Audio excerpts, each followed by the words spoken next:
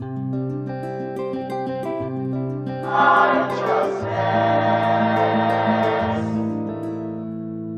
see this manga last December.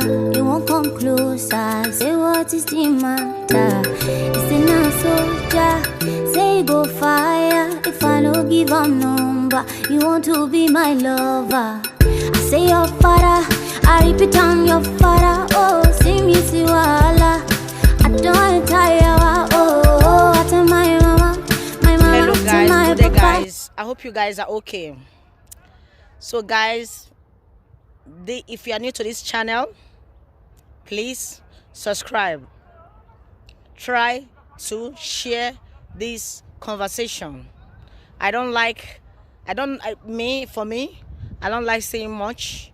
I like you seeing by yourself, because they say seeing is believing, because many things are happening in medias now, you understand?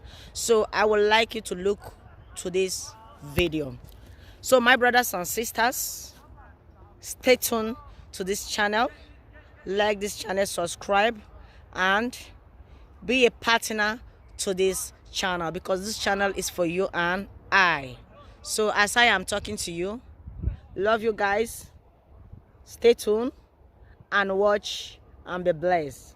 Bye bye.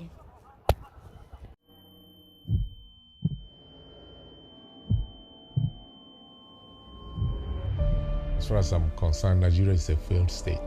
I'm sorry to say that, but some people will disagree with me. The state of Nigeria is pathetic right now. That we exist as a nation is a miracle. The independence we gained was just political independence. Political independence without economic independence does not really help anybody at all.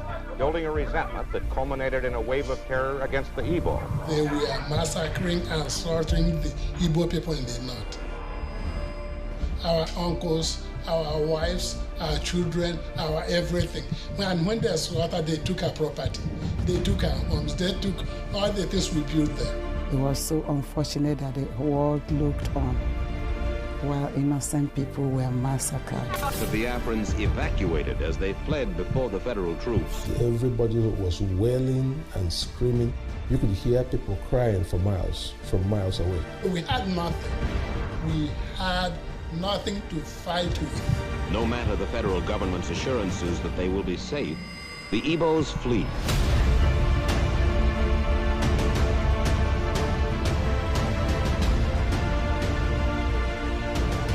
You have to suffer, first of all, with the victims dead.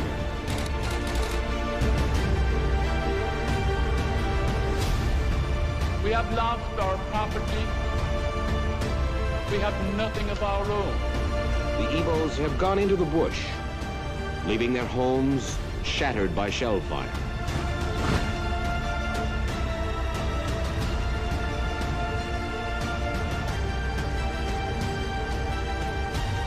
Unless something happens, Nigeria will cease to exist as it is. But we live in hope that that Holy Spirit will come down on us, that he will enlighten the minds of our leaders, and that they will lead us to a true and just and lasting peace. We must not do anything that is going to make it impossible for us to reconcile, or it will make the winning of the heart difficult in the end.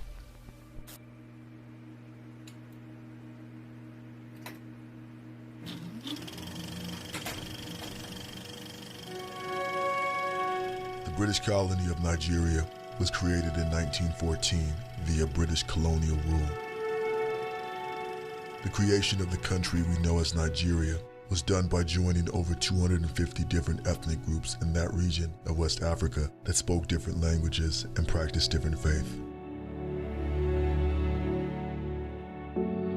The three major tribes in Nigeria are the Hausa Fulani, the Igbo, and the Yoruba tribe. The country was divided into north and south. The Hausa Fulani tribe occupied the northern region. The Igbo tribe occupied the southeast region, and the Yoruba tribe occupied the southwest region. Africa is the most minerally rich continent in the world. The basis for European colonization was done in order to control the resources of the land. Nigeria was big in agriculture then. The North was known for its groundnut production. The East was known for its yam production. The West was known for its cocoa production. All of these things were produced without added value until they were sent to European factories where they were converted into manufactured goods. The country we know as Nigeria was created because of the agricultural products each region produced. Nigeria being a colony of the British, the economy was structured in such a way that it became the source of raw materials for metropolitan factories in Europe.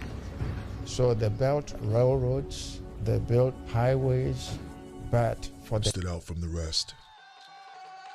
The Igbo people.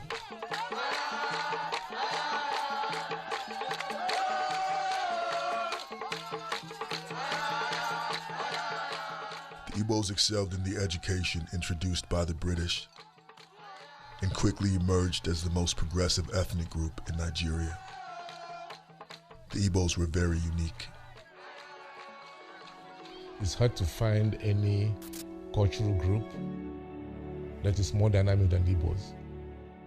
The Igbos were responsible for building, starting so many industries in Nigeria, in every part of Nigeria, in Port Harcourt, in Kano, in Kaduna, in Lagos, in Ibadan, you name it. They were all there because we were called ubiquitous. When Igbos go into a place, they accept that place as their place. And they get into the politics of that place. They get married to indigenous people. They get into business. Execution of a coup d'etat would eliminate all government officials in Nigeria, which would destroy government corruption and would ultimately allow Nigerian citizens to properly elect new government officials that would lead the country in the right direction. On January 15th, 1966, the coup d'etat led by Igbo military general Chukwuma Nzorgu was in full effect.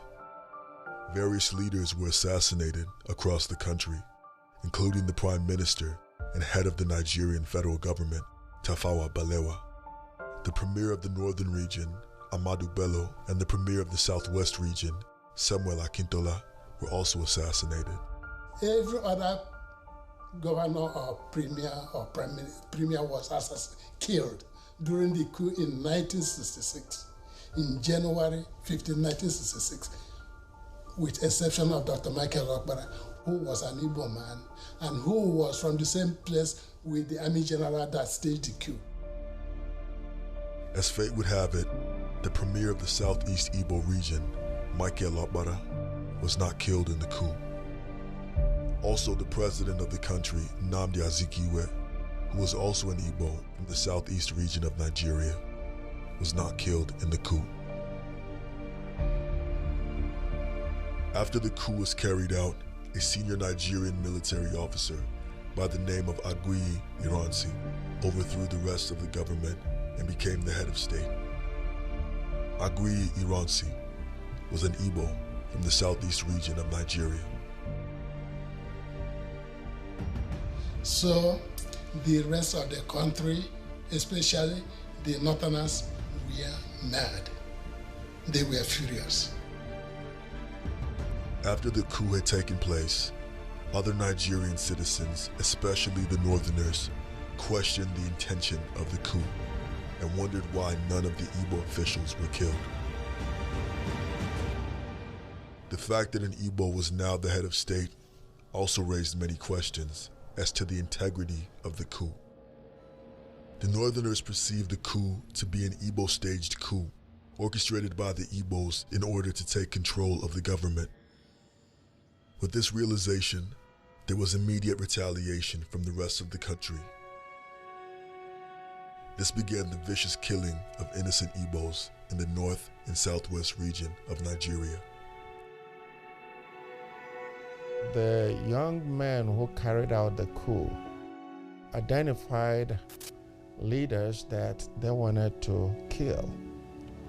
Unfortunately, not every one of those leaders was killed, and as a result, some people from other parts of the country decided that their people were in the majority of the people that were killed, and they decided to take revenge. In May of 1966, thousands of innocent Igbo men, women, and children were killed in the pogrom. Innocent Igbo citizens were slaughtered, butchered, burned, shot, and tortured to death all over the country, especially in the north. So the Hausas saw that coup as an Igbo coup, which it wasn't, actually. So for them, it's like loss of power. So they have to do their own coup. They killed Yago, and that's when Nigeria started to go downhill. From that point on, Nigeria has always gone downhill, has never gotten up again. A counter coup carried out by an army from the north was executed. During the counter coup, Aguiyi Ironsi, an Igbo and the newly appointed head of state, was assassinated on July 29, 1966.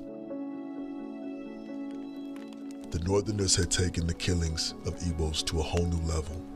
Igbo people as a whole were targets for murder, and not just Igbo political figures. The pogrom continued for several months, as thousands of Igbos were viciously murdered throughout the country, especially in the north. When the Igbos go to church, they will descend on them and start slaughtering. Okay? In your residence where an Igbo person lives, and they know, they will come there and slaughter people. They were burning cars, killing people. There was insecurity in the country. The lives were being destroyed, property destroyed. That continued, there was instability in the country at the time. They were massacring and slaughtering the Igbo people in the north. Our uncles, our wives, our children, our everything. And when they slaughtered, they took our property. They took our homes. They took all the things we built there. And that's why the Igbos withdrew back to their enclave, their homeland, the eastern Nigeria back then. The Igbos fled from the north and fled from the west and concentrated back in their own homeland. Some of them still stayed, the brave ones. The only place the Igbos were safe was in their homeland of southeastern Nigeria. Every Igbo citizen living in different parts of the country fled back to their native southeast land. Many Igbos fleeing to the southeast from the north were stopped and killed. The number of Igbo casualties fiercely grew to the thousands, and nothing was done to stop it. They killed Igbos any way they know, any way the Hausa man knows. And the Fulanis, they did it. It's something that a real Igbo man, for those people who live to see the images, don't want to talk about. If you do, you shed tears.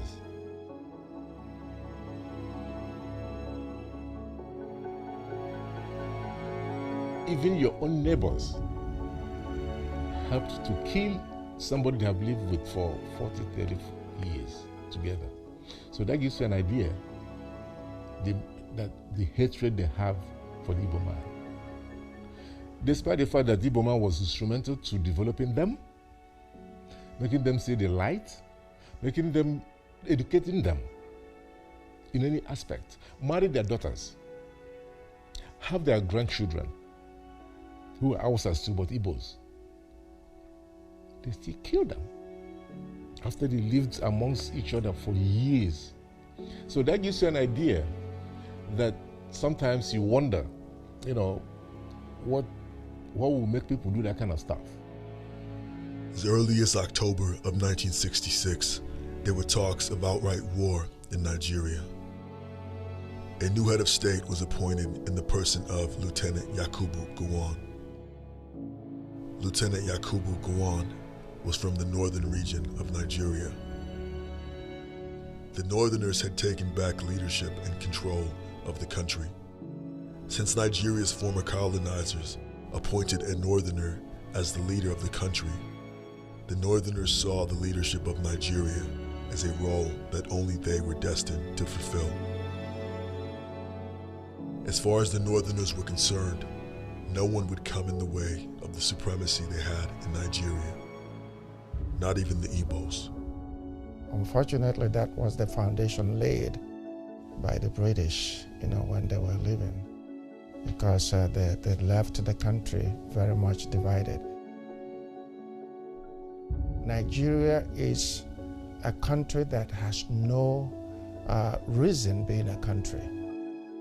You can carve out about 4 countries from Nigeria, but it was put together by the British in their own interests, knowing that the people they impressed into one country couldn't get along because they're not of the same culture.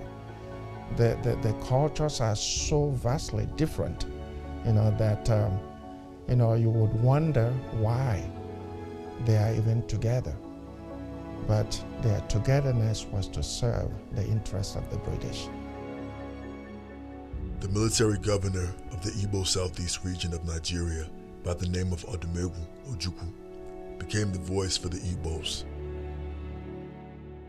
As the year 1966 came to an end, there were discussions amongst the Igbos about a possible secession from Nigeria. As a last-ditch effort for peace and unity within Nigeria, to avoid a possible secession of the Igbos, representatives from all parts of the Federation decided to meet and have a conversation about the turmoil in the country. Aburi is a city in the West African country of Ghana. It was in Aburi that this meeting would take place.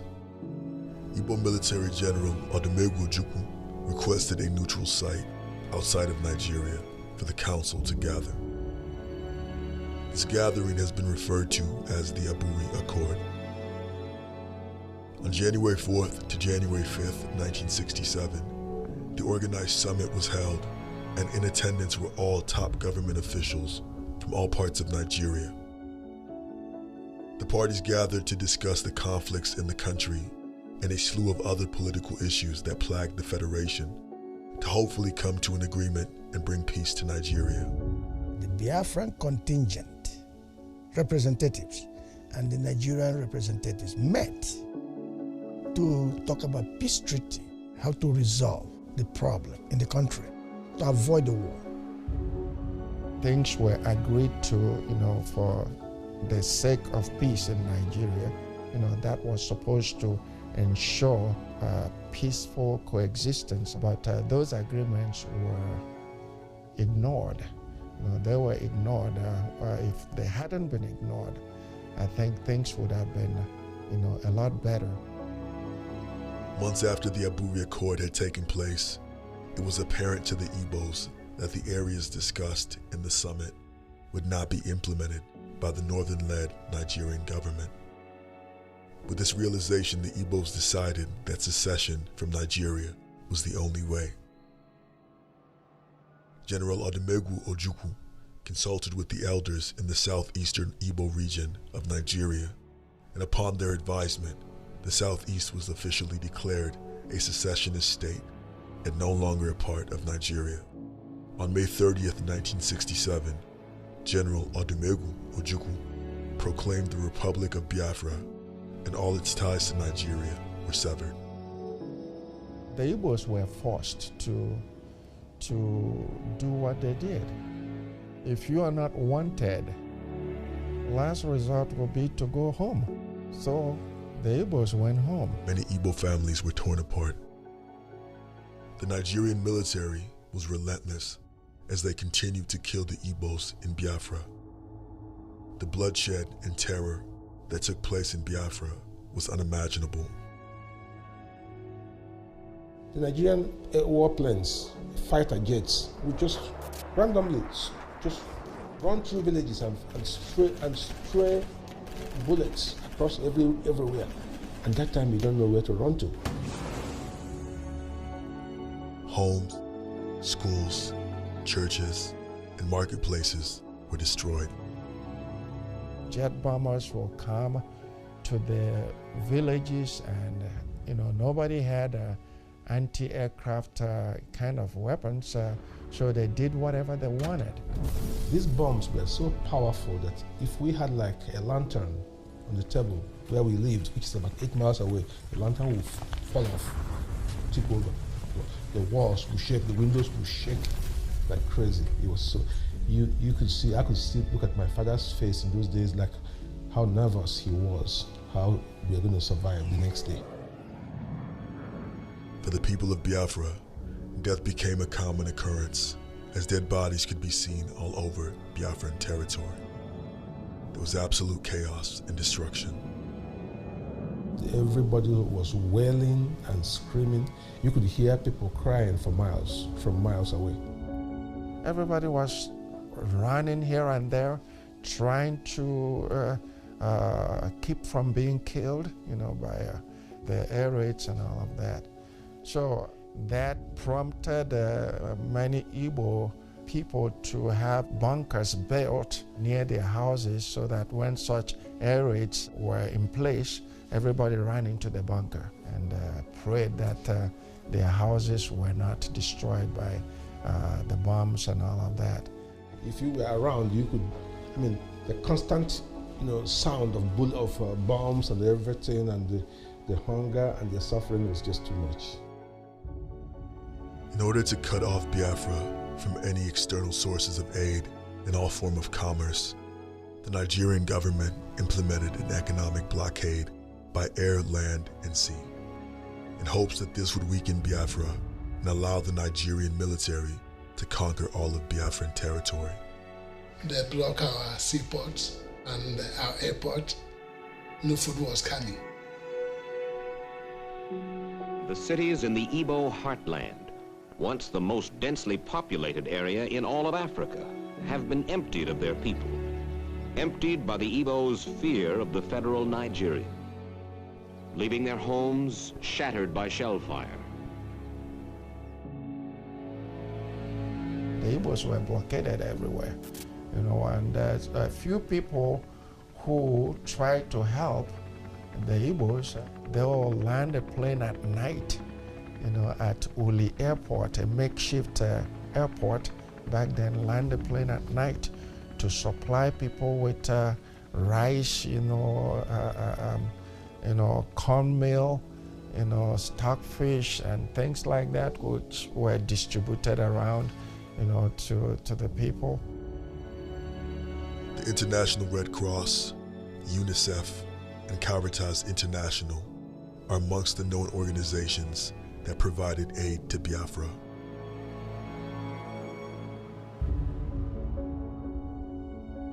The aid provided was simply not enough to sustain the people. Innocent men, women, and children began to starve to death. Starvation was the main weapon of war. As a result of the blockade, Biafran hospitals did not receive the equipment needed to treat wounded soldiers, and starvation worsened. Young children began to suffer from kwashiorkor, which is a disease caused by malnutrition. Till this day, the images of children with bloated stomachs suffering from kwashiorkor represents the terror that took place in Biafra from 1967 to 1970. Images of children suffering from kwashiorkor were posted in international newspapers and news outlets across the world. This was done intentionally in hopes that the world would be informed of what was happening in Biafra and would initiate an international outcry of support. Unfortunately, efforts to garner international support were unsuccessful. The images of the devastation in Biafra were seen across the world. Nothing was done to stop it. The world turned a blind eye to Biafra as innocent men, women, and children were killed. It was so unfortunate that the world looked on while innocent people were massacred. When thousands of Igbos were butchered in the north. They didn't say anything. They didn't care. It didn't bother them. They were there when millions of children were suffering from kwashiorkor, they were being killed, markets were being bombed, not the troops or military part of Biafra, marketplaces, churches, schools were being bombed. Britain didn't raise an eye, America didn't raise an eye. You know, it was in the news every night what was going on in Biafra, in the Western world. It was in the news every night. They pretended it never happened. People were marching on the street in Washington, in New York, in France, in Paris, marching. In London, marching against what is happening in Biafra. The government didn't do a damn thing. In January of 1970, after 3 years at war, it was apparent that Biafra could no longer stand. Igbo military general Odumegwu Ojukwu left Biafra for the Ivory Coast. The suffering and death had come to a boiling point, and Biafra could no longer continue its fight for secession. Upon the departure of General Odumegwu Ojukwu, General Philip F. Young, who was his second in command, agreed to officially surrender to Nigeria. The Republic of Biafra had come to an end. The pain, the suffering, the death was over. When they declared the war was over, there was a kind of both relief and a little bit of sadness. It's a day in history that none of us would. Everybody was crying. Yeah, we know we lost that war, you know.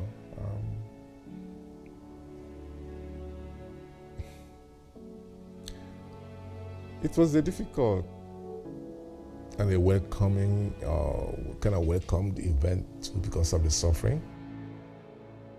Because we knew at that time, even as little as we were, as ignorant as we were in terms of power, we knew that we don't have anywhere left, you know. Biafra, Nigeria's civil war, is one of the bloodiest wars ever recorded in history. Over 1 million Easterners died as a result of the war. To the Igbos, this was not a war. No, they didn't want to commit they committed genocide. They did. They didn't want to, they did. That's what it was. How many thousands or how many millions would die for you to classify something as genocide? And where do you draw the line between a pogrom and a genocide? If you're on the receiving side, it's genocide. If you're on the giving side, you say no, you deny it, don't you? That's a normal process in life. As a result of their defeat in the war, the Igbos have remained an oppressed and marginalized group in Nigeria. As a kid, I remember my father. I can still remember the image of my dad crying like a baby when the war came to an end.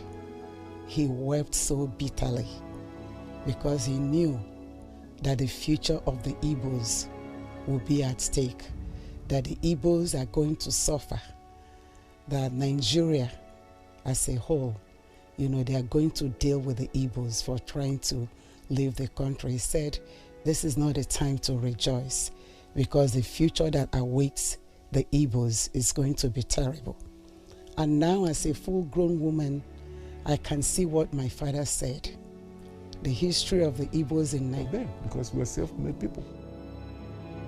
In spite of their defeat, the Igbo people continue to impact any society they are a part of, despite the odds against them. For the Igbos, the concept of Biafra and its legacy will never be forgotten. It might not be my generation. It might not be the 2 or 3 generations to come. But I strongly believe that one day, the Igbo man will have the opportunity to govern. The Igbos will have the opportunity to govern themselves. And Biafra nation shall rise again. That word Biafra will never die. One day, I might not live to see it, but I know within my heart within my heart that there will be an Igbo nation born. Down the road, it will happen. We will have the freedom to govern ourselves. We will be free.